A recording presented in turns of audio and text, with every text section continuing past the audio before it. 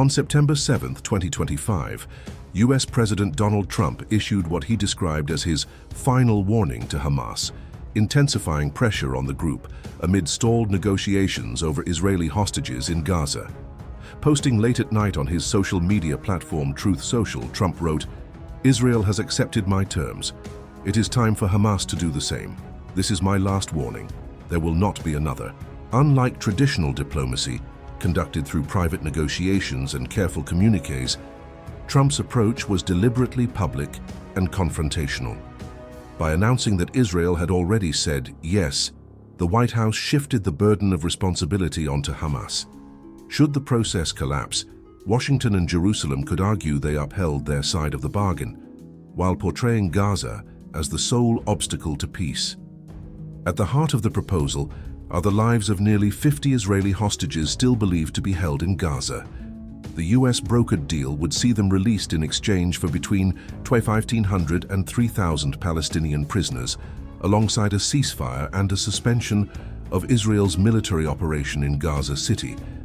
Jerusalem has already confirmed its acceptance. Yet with that confirmation came a stark threat. Israeli Defense Minister Israel Katz warned of a powerful hurricane of airstrikes if Hamas refuses to comply. The episode illustrates the increasingly coercive nature of diplomacy in the Middle East, where ultimatums, deadlines, and public statements now drive the process. For Trump, the strategy serves a dual purpose: to pressure Hamas into a deal and to present himself domestically as a leader capable of forcing progress where others failed. Whether this approach leads to de-escalation or sparks a new round of violence remains an open question. The US proposal highlights the contradictions at the core of the conflict. Israel has agreed to release between 2,500 and 3,000 Palestinian prisoners, including high-profile figures serving life sentences for deadly attacks. Such a concession is deeply divisive inside Israel, where the release of convicted militants has historically triggered fierce political debate. Yet for Prime Minister Benjamin Netanyahu's government, the decision signals alignment with Washington and a willingness to support Trump's mediation effort. Hamas, however, has remained deliberately ambiguous. Officials have confirmed that they received the US terms via mediators, but stopped short of accepting them. Instead, they repeated long-standing demands: a full withdrawal of Israeli forces from Gaza and a formal declaration that the war is over. For Hamas, the issue goes far beyond numbers or ratios of prisoners to hostages. It is about its survival as Gaza's governing authority. Accepting the deal without guarantees of continued power would mean political suicide. This fundamental mismatch turns the negotiation table into a deadlock. Israel and the United States are treating the arrangement as transactional, hostages for prisoners in exchange for a temporary ceasefire. Hamas, on the other hand, views it as existential, a fight over its very ability to continue ruling Gaza. As a result, even if the sides agree on numbers, they are unlikely to reconcile their irreconcilable goals. Trump appears to recognize this gap. His final warning rhetoric is designed to frame the narrative, making it clear to international and domestic audiences that the White House is applying maximum pressure. At home, the message reinforces his image as a decisive leader. Abroad, it paints Hamas as the party responsible for prolonging the conflict. Yet analysts warn that such public ultimatums risk narrowing diplomatic options, pushing both sides closer to escalation rather than compromise. As negotiations stall, Hamas has turned once again to the tactic that has defined much of its leverage: the hostages.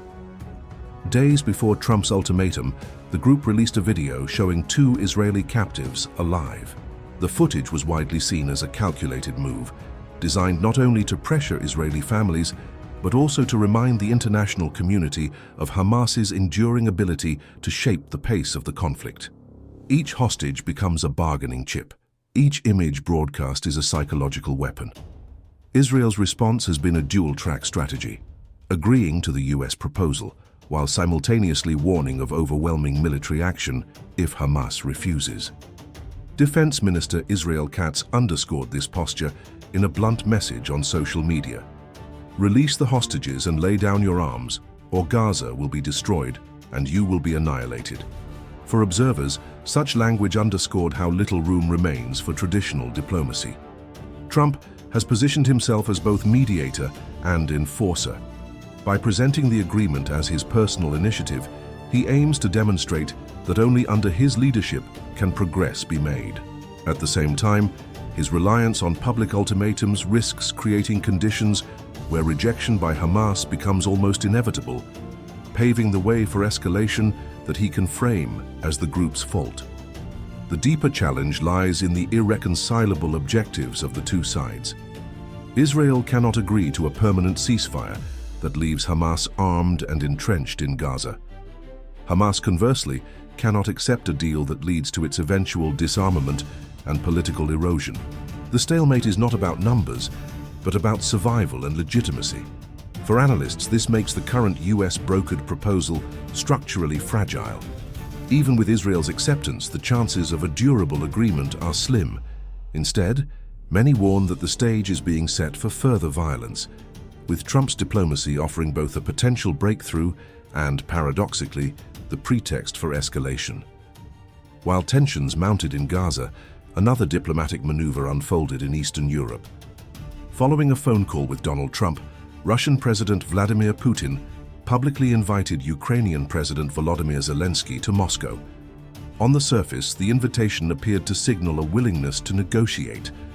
In reality, it was widely interpreted as a calculated attempt to reshape the narrative and place Kyiv on the defensive.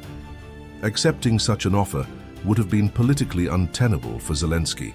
To travel to the capital of the country that continues to bombard Ukrainian cities daily would have handed Putin a symbolic victory.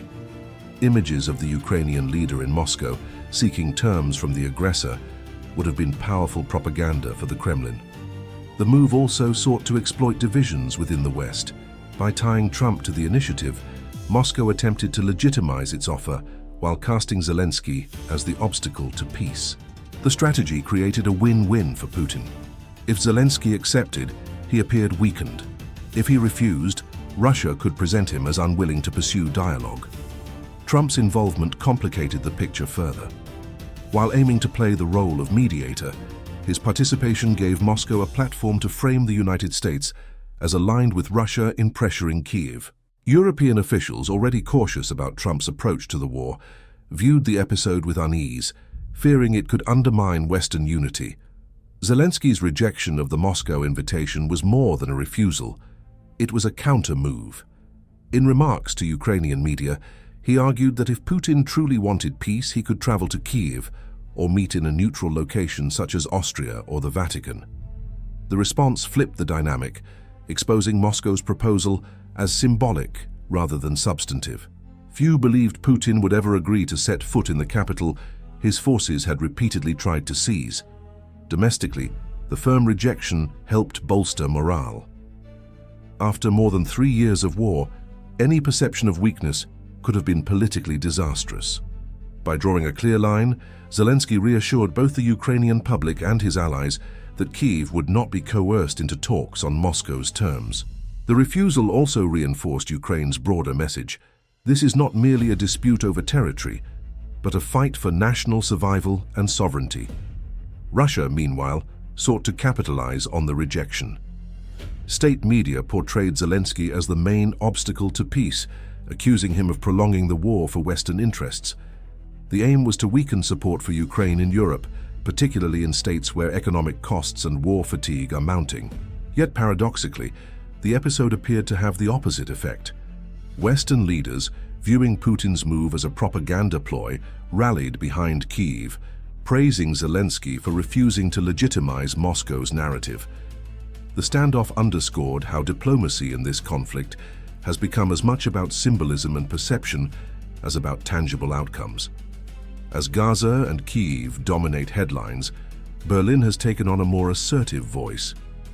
On September 8th, German Chancellor Friedrich Merz warned that Russia's ambitions extend far beyond Ukraine. Everything indicates that Putin's imperial plan will not end with the conquest of Ukraine. This is only the beginning, Merz told German ambassadors in a stark address. The statement marked a historic break with Germany's long-standing policy of engagement with Moscow. For decades, Berlin pursued change through trade, hoping that economic ties would moderate Russian behavior. Merz's remarks confirmed that era is over. Instead, Germany is embracing deterrence, rearmament, and a recognition of Russia as a systemic threat to European security. Merz also accused Russia of intensifying hybrid attacks on German infrastructure and provocations in the North and Baltic Seas. Crucially, he widened the frame of the conflict, naming China as a partner in what he described as an axis of autocracies seeking to reshape the global order. This aligns Germany more closely with Washington's view, elevating the conflict from a regional war to an ideological confrontation. The timing of the speech was significant. Just days earlier, Russia had launched its largest aerial assault on Ukraine since the start of the war, deploying more than 800 drones and missiles and striking a central government building in Kyiv for the first time. For Berlin, the attack underscored that Moscow is not pursuing a limited victory, but aiming to dismantle Ukraine's statehood entirely. The events of September 8, 2025 underscored a new phase in global diplomacy, one defined less by compromise than by coercion. In Gaza, Trump's ultimatum placed Hamas under intense pressure while giving Israel diplomatic cover for potential escalation. In Kyiv, Zelensky's rejection of Putin's invitation highlighted the symbolic battleground where legitimacy is contested as fiercely as territory. And in Berlin, Germany's warning signaled a fundamental shift in Europe's security posture, from engagement to long-term confrontation. Taken together, these developments reveal a world moving away from traditional negotiation and toward a harsher form of statecraft. Ultimatums, propaganda tactics, and public threats now dominate international relations, leaving little space for quiet diplomacy or incremental compromise. Washington and Europe are drawing closer together, while Russia and China deepen their alignment in what many analysts describe as a global contest between blocs. The risk, experts warn, lies in the simultaneity of these crises.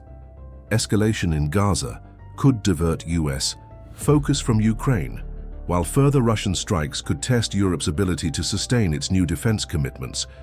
The overlapping pressures raise the possibility that no single power, not even Washington, can manage both fronts effectively. For Trump, the strategy projects strength at home and abroad. Yet whether his confrontational approach delivers de-escalation or sets the stage for greater conflict remains unresolved. What is clear is that global diplomacy has entered a period where high-risk gambles are the norm, and where miscalculation could carry consequences far beyond any single battlefield.